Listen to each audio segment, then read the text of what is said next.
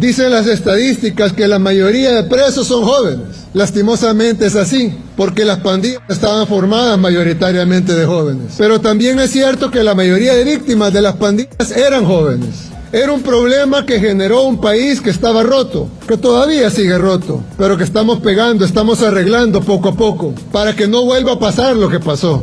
Muchos de los jóvenes que se fueron por el mal camino, se fueron por el mal camino por culpa de un Estado que no les cumplió, que no les dio oportunidades de otra cosa. Ellos se convirtieron en delincuentes porque hubo culpa de sus padres, sí, pero también hubo culpa del Estado de no darles lo mínimo que se le debe de dar a la juventud, que son las oportunidades para que ellos puedan superarse. Lastimosamente, nosotros no podemos perdonar el crimen. No podemos decir, sí, esta persona asesinó porque la sociedad le falló, o esta persona asesinó porque no tenía oportunidades. Es verdad, por eso pasó, pero él debe pagar su pena, porque asesinó.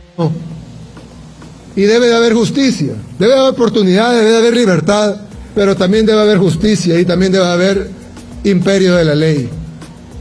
Y si alguien asesina, tiene que ir a la cárcel y tiene que pagar su pena. ¿Por qué tenemos la tasa más baja de homicidios de Latinoamérica y pronto tendremos la más baja de toda América, incluyendo Estados Unidos y Canadá? ¿Por qué? Porque la mayoría de delincuentes están en la cárcel y los que no están en la cárcel están huyendo y los vamos a agarrar también. ¿Cuánto va a durar el régimen de excepción? Lo que sea necesario para poder garantizar que lo que vivimos ahora, esta libertad que vivimos ahora, sea permanente. Y para que eso sea permanente tienen que haber dos cosas que deben de pasar. La primera es que no podemos dejar al 10% de los criminales libres, porque entonces esas estructuras pequeñas se van a volver a hacer grandes.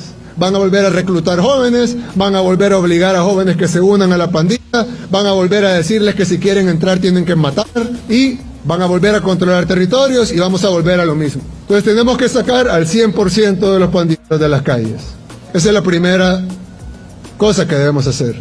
Pero la segunda, que es igual de importante, es que debemos de garantizar que existan las condiciones para que eso nunca vuelva a ocurrir en nuestro país.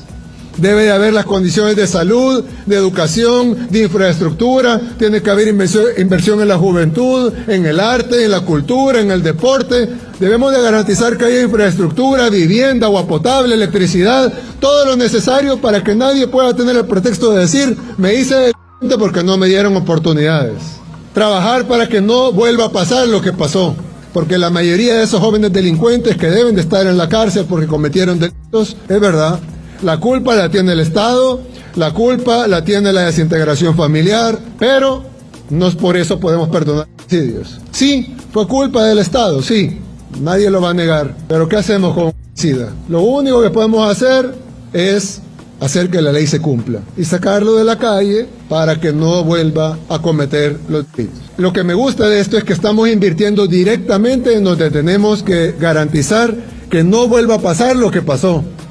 Y que dentro de algunos años, cuando ya no estemos nosotros en el gobierno, no estamos en la casa viendo que el país vuelve a como estaba antes, sino que dejemos garantizado que nunca va a volver a pasar. Aquí nos falta mucho para eso, estamos trabajando en eso, pero todavía hay un montón de corruptos que tiene que llegarle su hora. Sí, y no importa el partido que sea, pueden ser del oficial o el que quieran, y el corrupto va para la cárcel.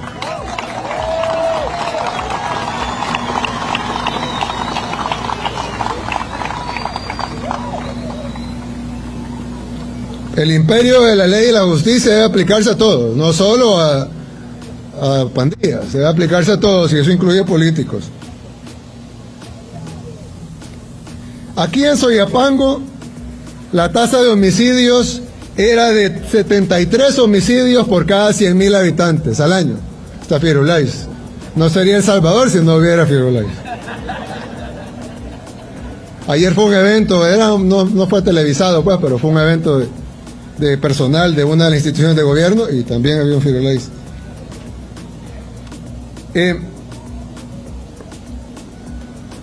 Aquí había una tasa de 73 homicidios por cada 100.000 habitantes. La tasa en el 2022 fue de 3 homicidios por cada 100.000 habitantes. El año pasado, la tasa de homicidios en Soyapango fue parecida a la tasa de homicidios en Canadá el año pasado, que incluyó 3 meses sin régimen de excepción, enero, febrero y marzo, donde el 75% de los homicidios del año ocurrieron en esos 3 meses. Este año, que ya no vamos a tener esos 3 meses, ni mucho menos ese fin de semana fatídico que le quitó la vida a 87 salvadoreños, esperamos tener la tasa más baja de homicidios de todo el continente americano. No solo en Soyapango, sino en todo el país. Y hay una realidad importante, y como dice el embajador de la Unión Europea, debe de haber justicia para todos, y así debe de ser. De hecho, yo me refería a un tema en el evento anterior. Yo decía que ha habido casos, y los ha visto, me los han reportado, de personas inocentes que han sido arrestadas. Y yo le preguntaba a la gente y le decía, díganme una policía en el mundo, una, que no arreste a un inocente, que solo arreste culpables. No existe. ¿Por qué? Porque por eso hay un sistema judicial.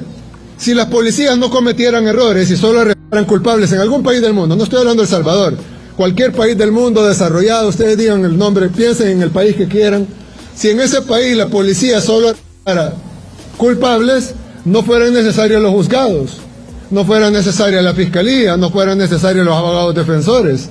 Porque si todos son culpables, ¿para qué van a haber juzgados? ¿Para qué va a haber un sistema de justicia? En El Salvador, al igual que todas las policías de los países desarrollados, la policía trata de arrestar únicamente culpables. Pero cuando hay errores humanos, hay un sistema judicial que debe garantizarles la justicia. Y es por eso que han habido, no de ahora en adelante, de aquí para atrás, han habido más de 3.000 liberaciones de inocentes.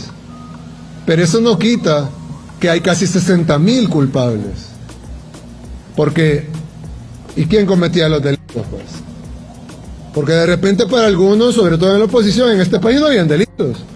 Aquí nadie renteaba, nadie asaltaba, nadie robaba, nadie violaba, nadie mataba. No pasaba eso.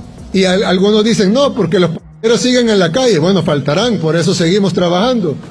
Pero, ¿y por qué desaparecieron casi los homicidios? Los más de 100.000 homicidios que han habido en la supuesta paz. Digo la supuesta paz porque ayer, que ya no se celebra oficialmente, pero había un partido político celebrando la firma de la paz.